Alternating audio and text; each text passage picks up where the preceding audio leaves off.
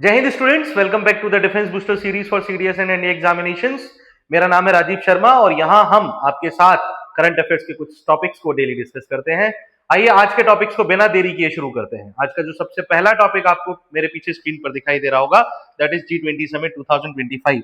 Okay, it is very very very very very important topic for your examination, क्योंकि इस तरीके के question जो इंटरनेशनल ऑर्गेनाइजेशंस हो गई, इंटरनेशनल कन्वेंशंस हो गए, इंटरनेशनल ट्रीटीज या फाउंडेशंस हो गए, या इंटरनेशनल कंट्रीज के जो आइडियोलॉजिकल शेयरिंग पर बेस्ड जो कन्वेंशंस बनाए जाते हैं, उनको बहुत इंपॉर्टेंस दिया जाता है आपके एग्जामिनेशन में। तो इसे आपको बहुत अच्छे से ध्यान में रखना होता है। चलिए G20 की थोड़ी बहुत पहले बात कर लेते हैं, उसके बाद में G20 समिट पर आऊंगा। Okay, G20 summit basically G20 group का एक अहम हिस्सा है, एक एनुअल समिट होती है।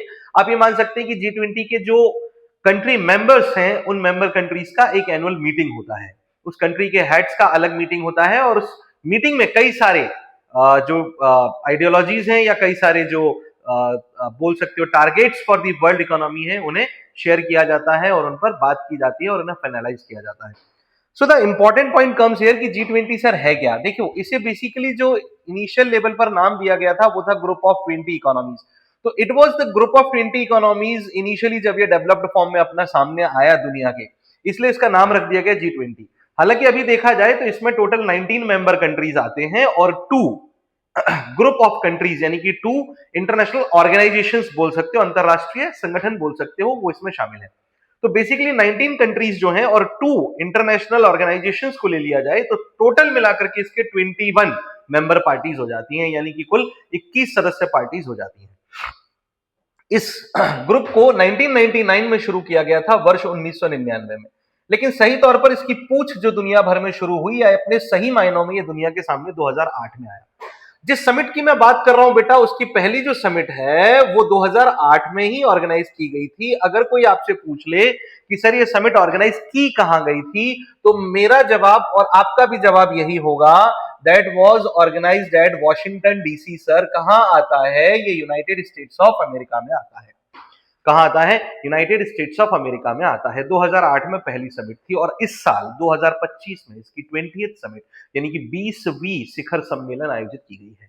कहां आयोजित किया जा रहा है इस बार? इस बार का जो समिट है, इस बार का जो शिखर सम्मेलन है, that is being organised in South Africa. और साउथ अफ्रीका में कहां? सर जोहानिसबर्ग में। साउथ अफ्रीका के किस शहर में?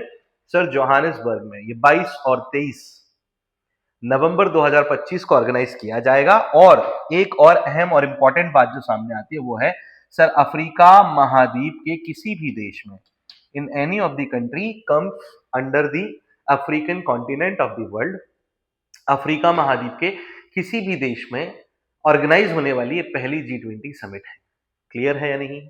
इसके पहले ब्राजील के रियो डी जेनेरियो शहर में ऑर्गेनाइज की गई थी 2024 में, और उसके पहले 2023 में इंडिया में पहली बार इसे ऑर्गेनाइज किया गया था। तो कंटिन्यूसली जो प्राइम मिनिस्टर नरेंद्र मोदी हैं भारत के, उन्होंने इस बात पर बहुत जोर दिया और G20 समिट के दौरान भी उन्होंने ये बात प्रेस वार्ता यानी कि मीडिया कॉन्फ्रेंस के दौरान कही है। क्या कही है? उन्होंने कहा है कि it is now the third year continuously when we are organising the G20 summit in the global south. Global south का मतलब हो गया भारत, सॉरी पूरी जो दुनिया है, द अर्थ, उसके जो सदर्न ग्लोब यानी सदर्न हेमिस्फीयर का हिस्सा है उस देश में। यानी कि हम ग्लोबल साउथ को अब क्या कर रहे हैं? इंपॉर्टेंस दे रहे हैं दुनिया में, खासतौर से इकोनॉमिकली। कहानी कहां से शुरू होती है इसकी, इसको भी जान लेते हैं थोड़ा सा ही 2 मिनट में। 1997-1998 एक ऐसा साल था जिस साल में दुनिया भर के कई सारे देशों को एक बहुत बड़ा इकोनॉमिकल क्राइसिस फेस करना पड़ा, यानी कि एक बहुत बड़ी आर्थिक संकट का सामना करना पड़ा। 1998 का ये आर्थिक संकट बहुत ही इंपॉर्टेंट माना जाता है वर्ल्ड इकोनॉमिकल हिस्ट्री में। आज भी हमारे इकोनॉमिस्ट दुनिया भर में इस बात पर चर्चा करते रहते हैं। ये 10 इयर्स का पीरियड जो कि एक साइक्लिक रिसेशन के तौर पर जन्म लेता है, 1998 और फिर 2008, 10 साल के अंतर से फिर से हमने रिसेशन देखा। और ये दोनों ही जो ईयर हैं, year of economical recession in the world, are very important for this G20, right. हुआ यह है कि थाईलैंड नाम का जो एशियाई देश था, इस पर अमेरिकी कर्जा बहुत ज्यादा बढ़ गया था, यानी कि यूनाइटेड स्टेट्स का क्रेडिट बहुत ज्यादा बढ़ गया था। उस समय पर थाईलैंड नाम का जो देश था, उसे अपने इस कर्जे के बोझ तले दब करके अपनी जो आप बोल सकते हो कि इसकी जो करेंसी है, राइट, उस करेंसी को थाई बहत के नाम से जानी जाती है। इस करेंसी को बहुत ज्यादा डिग्रेड करना पड़ा, डिवैल्यू करना पड़ा, यानी कि इस करेंसी की प्राइस बहुत कम करनी पड़ी, जिसकी वजह से इंटरनेशनल इन्वेस्टर्स जो थे, अंतरराष्ट्रीय निवेशक जो थे, देशों के ऊपर बढ़ रहे इस कर्जे को लेकर के बड़ी चिंता में आ गए और उन्होंने अपने निवेशों को बहुत जल्दी भारत के ही नहीं दुनिया भर के बाजारों से निकालना शुरू कर दिया, जिसकी वजह से दुनिया भर में देखा जाए और खासतौर से एशिया में देखा जाए तो एक बहुत बड़ी इकोनॉमिक गिरावट, यानी कि एक बहुत बड़ी आर्थिक गिरावट देखी गई थी। That economical downfall was often known as the Asian crisis. इसे एशियाई संकट के नाम से भी जाना जाता है। इस एशियाई संकट को देखते हुए पूरी दुनिया की सबसे बड़ी जो लीडिंग इकोनॉमीज थी, उन्होंने मिलकर के डिसीजन लिया कि हम एक ऐसा ग्रुप या एक ऐसी ऑर्गेनाइजेशन खड़ी करें जिसमें दुनिया की लीडिंग इकोनॉमी शामिल हो, जो एक इकोनॉमिकल सस्टेनेबिलिटी लाए, जो एक इकोनॉमिकल रिस्पॉन्सिबिलिटी क्रिएट करे, जो एक ट्रस्ट जनरेट करे दुनिया के ऊपर, ताकि दुनिया की जो इकोनॉमी है वो सस्टेनेबली ग्रो करे और इस तरीके के किसी भी प्रकार के जो संकट है, चाहे वो किसी सेंट्रल बैंक से रिलेटेड हो, चाहे वो किसी कंट्री की फाइनेंशियल पॉलिसी से रिलेटेड हो, चाहे वो किसी कंट्री के डेब्ट या क्रेडिट के बढ़ जाने की वजह से हो, उससे हम ओवरकम कर सकें या कि फिर उसकी पॉसिबिलिटी को होने से रोका जा सके या ज्यादा से ज्यादा कम किया जा सके। ये पूरी कहानी G20 की शुरुआत की है। अब हुआ क्या कि 1999 में इन वर्ल्ड लीडिंग इकोनॉमीज ने मिलकर के एक फैसला लिया, या आप कह सकते हो कि एक डिसीजन लिया। दैट डिसीजन वाज कि इन देशों के जो फाइनेंस मिनिस्टर्स होंगे और इन देशों के जो सेंट्रल बैंक्स होंगे, उनके गवर्नर्स या उनके चीफ चेयरमैन जो होंगे, उनका एक ग्रुप बनाया जाएगा। मतलब कहने का ये हो गया, जैसे भारत है तो भारत के लिए central bank reserve bank of India हो गया, तो रिजर्व बैंक ऑफ इंडिया के जो हेड पर्सन है, he is the governor of reserve bank, right. तो रिजर्व बैंक ऑफ इंडिया जो है वो इसमें पार्टिसिपेट करेंगे, उनके गवर्नर्स और फाइनेंस मिनिस्टर। लेकिन 2008 में एक और ग्लोबल क्राइसिस का जब हमने सामना किया तो ये तय किया गया कि G20 को अब और ऊपर बढ़ा करके ले जाना पड़ेगा, यानी सिर्फ गवर्नर्स और फाइनेंस मिनिस्टर्स की मीटिंग से ऊपर उठा करके इसे हम नेशंस के हेड की मीटिंग्स तक लेकर जाएंगे। Because economical crisis is not just because of the fiscal policies or the financial policies. The nation's crisis is also because of the governance policies of the nations. These are creating their impact globally, right? तो when we are talking about this, हमने ये तय किया कि 2008 में हम देशों के प्रमुखों की, यानी कि हेड्स ऑफ नेशंस की मीटिंग भी ऑर्गेनाइज करेंगे और इसी को G20 समिट नाम दिया गया, यानी G20 का शिखर सम्मेलन। अब सवाल यह है कि सर इसमें इसके कॉन्फ्रेंस ऑफ पार्टीज जो माने गए हैं, बेसिकली समिट ऑफ पार्टीज हो गए यहाँ पर, कि इसके जो सदस्य देश हैं जिनकी हम बात कर रहे हैं, राइट। तो इसके जो सदस्य देश हैं ये कौन कौन से रहे हैं, तो मैंने आपको बताया कि इसमें 19 तो कंट्रीज शामिल हैं, यानी कि 19 तो देश तो शामिल हैं, और जो बचे हुए दो हैं वो दो इंटरनेशनल यूनियंस हैं। इनमें सबसे पहला यूनियन यूरोपियन यूनियन है, जो दुनिया का सबसे अमीर राष्ट्र संघ माना गया है, the world's richest group of nation माना जाता है। प्लस दूसरा है अफ्रीकन यूनियन, राइट, यानी कि अफ्रीकी संघ। तो इन दोनों को इसमें शामिल किया गया, इनको आप ऐसे ही याद रख लेना। अब बचे कितने, 19, क्योंकि ये 21 हो गए टोटल अब, है ना। अब बचे कितने हैं, 19। तो 19 को याद रखने का मैं तरीका बता रहा हूँ, पुस्तक तो मैं लेके जाऊंगा, कुछ पे तुमको मेहनत करनी पड़ेगी भैया, उसका सॉल्यूशन नहीं है, तो थोड़ा बहुत तो अपन को करना ही पड़ता है। सबसे पहले जितने भी G7 देश हैं, G7 नेशंस हैं, यानी कि group of the world's most developed economies, G7 है ना। इस ग्रुप में आने वाले 7 नेशंस किसका हिस्सा है, G20 का हिस्सा है, क्योंकि ये तो लीडिंग इकोनॉमीज में थे, और ग्रुप 20 यानी G20 लीडिंग इकोनॉमीज को बताता है। इसको याद रखने का तरीका होता है जूस, क्या होता है भैया, जूस, JUICE, और फिर हम लिखेंगे विद GF। अब GF मुझे बताने की जरूरत नहीं, तुम सबको पता है, तो तुम्हें ध्यान रहना चाहिए। जूस विद GF का मतलब क्या हो गया, देखो यहाँ आता है Japan, USA, Italy, Canada, England. England को हम यूके भी बोल सकते हैं, लेकिन यहाँ पर इंग्लैंड से याद रखना आसान हो जाता है। फिर आता है जर्मनी और लास्ट में आता है फ्रांस। तो ये तो 7 देश हो गए, 7 नेशंस। फिर एक और ग्रुप जो इसमें आता है, शामिल होता है, दैट इज ब्रिक्स। ब्रिक्स दुनिया की शीर्ष डेवलपिंग इकोनॉमीज, यानी कि विकासशील अर्थव्यवस्थाओं का समूह है।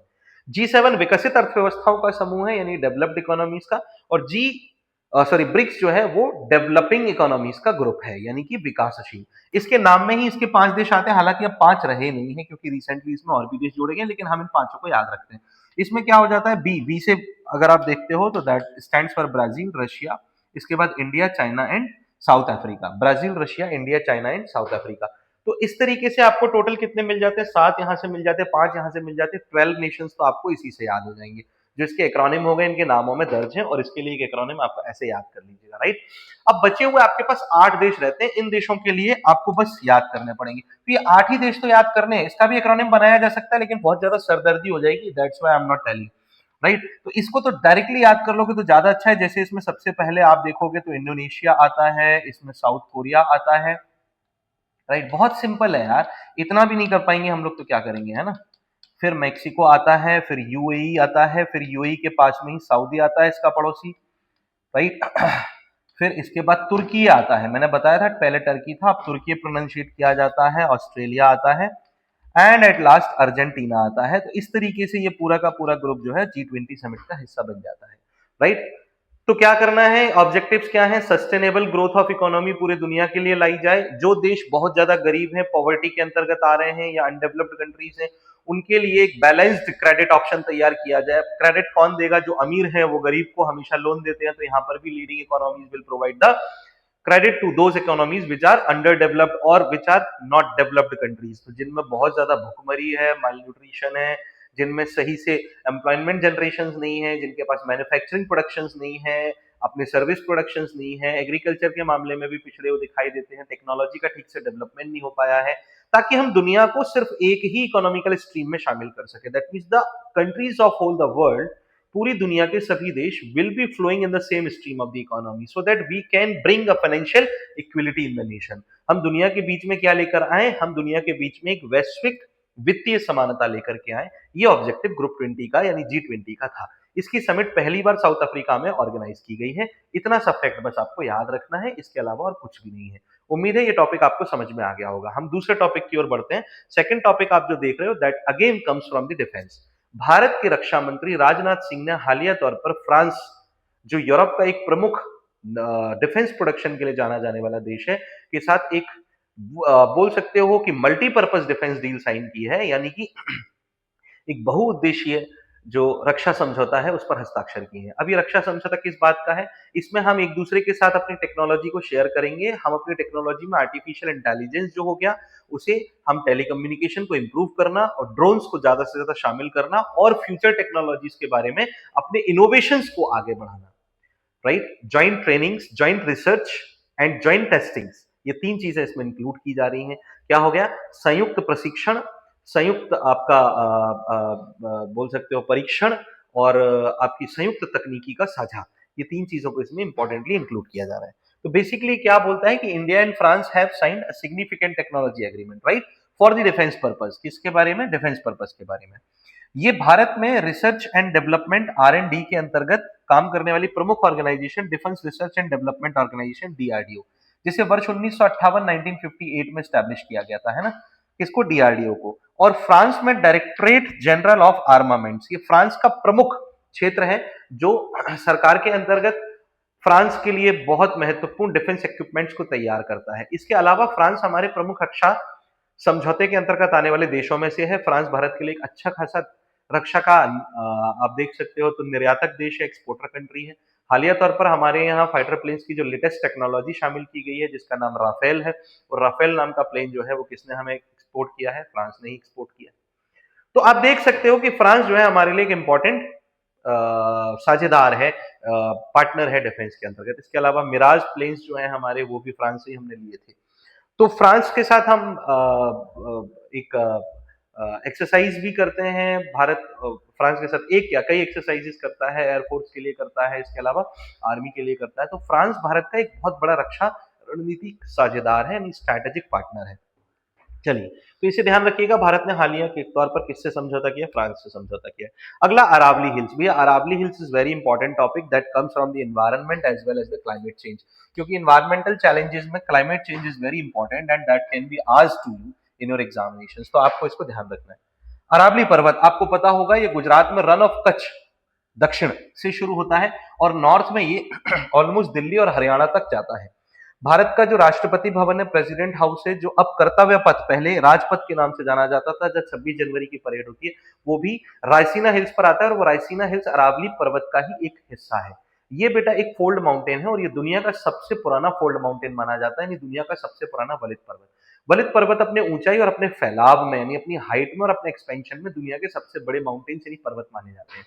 उन्हीं में दुनिया का सबसे पुराना पर्वत अरावली है। अरावली सिर्फ भारत के लिए एक वेस्टर्न गार्ड का काम नहीं करता बेटा, इसे green lungs of north India के नाम से जाना जाता है। इस पार्ट को याद रखिएगा। किस माउंटेन को या किस पर्वत को green lungs of north India यानी उत्तर भारत का ग्रीन लंग्स कहते हैं? आपको ध्यान रखना चाहिए, अरावली को उत्तर भारत का ग्रीन लंग्स कहते हैं। तो आप समझ सकते होंगे मैंने ऐसा क्यों कहा है, ये ग्रीनरी की वजह से कहा गया है। यहाँ पर आने वाले वेजिटेशन प्लांटेशन जो ग्रो कर रहे हैं, biodiversities of the flora and fauna, जिससे यहाँ पर एक important contribution to the climate create हो रही है, वो कंडीशंस, उसके लिए मैंने इसको कहा है। अब हुआ यह है कि हालिया तौर पर सुप्रीम कोर्ट यानी कि भारत के माननीय उच्चतम न्यायालय ने एक फैसला दिया है। इस फैसले के अंतर्गत अरावली पर्वत पर फर्दर 2025 के वर्ष में और इसके बाद की जाने वाली किसी भी टाइप की माइनिंग लीज का मतलब क्या हो गया, खनन संबंधी किसी भी प्रकार का जारी किया जाने वाला पट्टा जो है उस पर पूरी तरह से रोक लगा दी गई है। अब इसका मतलब क्या हुआ, दरअसल ये ठेका चलता है, एक तरीके का टेंडर आप मान लीजिएगा, जिसमें किसी एक पर्टिकुलर प्लेस जिसमें मिनरल्स हो सकते हैं, अरावली पर्वत बहुत ही महत्वपूर्ण माना जाता है मिनरल्स के लिए, खनिजों के लिए, तो जिसमें मिनरल्स हो सकते हैं, उन मिनरल्स का खनन यानी माइनिंग करने के लिए सरकार या स्थानीय स्तर पर कुछ सरकारें या किसी की अगर निजी जमीन है तो वो उस पर पट्टे जारी करते हैं, यानी लीज अलॉट करते हैं। उस लीज को एक एग्रीमेंट के तहत तैयार किया जाता है जो एक निश्चित समय सीमा के लिए होती है, और जो आदमी उस लीज को अपने नाम पर लेता है यानी करवाता है, उसे उस क्षेत्र में खुदाई करने या माइनिंग करने का लाइसेंस दिया जाता है। लेकिन इसकी वजह से अरावली का जो इकोसिस्टम है यानी उसका जो पारिस्थितिकी तंत्र है उसे बहुत बड़े स्तर पर नुकसान पहुंचा है। सुप्रीम कोर्ट ने इस वजह से अरावली पर्वत श्रेणी को बहुत महत्वपूर्ण मानते हुए भारत के पर्यावरण के लिए, खासतौर से उत्तर और उत्तर पश्चिमी भारत के हिस्से में इसकी माइनिंग पर पूरी तरीके से रोक लगाई है, और ये कहा है कि कुछ पुराने अवैध पट्टे यानी कि इलीगल जो लीजेस हैं उन्हें पूरी तरीके से रद्द किया जाए और भविष्य में किसी भी प्रकार की लीगल इलीगल लीज ना दी जाए। यानी कि अब किसी भी प्रकार का वैध एवं अवैध पट्टा अरावली पर्वत के लिए जारी नहीं किया जा सकेगा, यानी कि for in the near future Aravalli mountain range will be completely free from mining, वो पूरी तरीके से खनन से मुक्त करने का उद्देश्य रखा गया है। ठीक है, तो इस अरावली पर्वत को आप जरूर याद रखिएगा, राइट। इसका जो हाईएस्ट पीक है ये भी आप ध्यान में रख सकते हैं, तो रख लीजिएगा। इसका जो हाईएस्ट पीक आता है उस पीक का नाम है गुरु शिखर। क्या नाम है? गुरु शिखर, राइट। चलिए नेक्स्ट अगला पार्ट है जो आप देख रहे हो मेरे पीछे, कोड शेयर एग्रीमेंट। ये वर्ड आपके लिए एक इंपॉर्टेंट वर्ड हो सकता है बहुत सारे लोगों ने इसे पहली बार ही सुना होगा, खासतौर से वो लोग जो फ्लाइट से ट्रैवल करते होंगे, कॉन्जिक्यूटिवली देखा जाए करते होंगे या नहीं भी करते होंगे, चलता है, लेकिन ये जो वर्ड है वो एक इंपॉर्टेंट वर्ड है उनके लिए भी। कोड शेयर एग्रीमेंट होता क्या है? बेसिकली जो फ्लाइट्स होती हैं उनकी जब आप टिकट बुकिंग कराते होंगे तो टिकट बुकिंग एक फ्लाइट कोड के नाम से होता है। जैसे एयर इंडिया की फ्लाइट है तो उसमें आपको कैपिटल ए कैपिटल आई लिखा मिलेगा, तो एक फ्लाइट कोड के साथ होता है। जब हम इंटरनेशनल उड़ान यानी इंटरनेशनल फ्लाइट्स की बात करते हैं तो वहां पर कभी कभी होता यूं है कि आपका जो टिकट फ्लाइट कोड से जनरेट हो रहा है उसमें होता क्या है कि मान के चलो आपको लंदन जाना है, राइट, लेकिन आप दो फ्लाइट चेंज कर लेते हैं।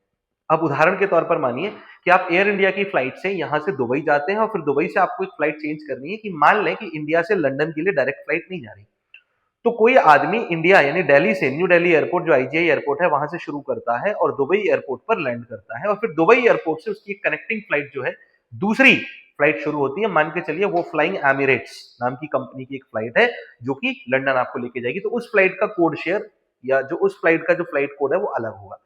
अब यहाँ पर क्या होता है, आपको दो अलग अलग टिकट बुक कराने होते हैं और दो अलग अलग टिकट दो अलग अलग फ्लाइट कोड्स के नाम पर होते हैं। इसमें एक सबसे बड़ी समस्या जो होती है वो ये होती है कि जब आप दुबई में लैंड करते हैं तो यूएई नाम के देश में जब आप उस एयरपोर्ट पर फ्लाइट चेंज करेंगे तो आपको फिर से एक इमिग्रेशन की प्रोसेस से गुजरना होगा, पहली चीज।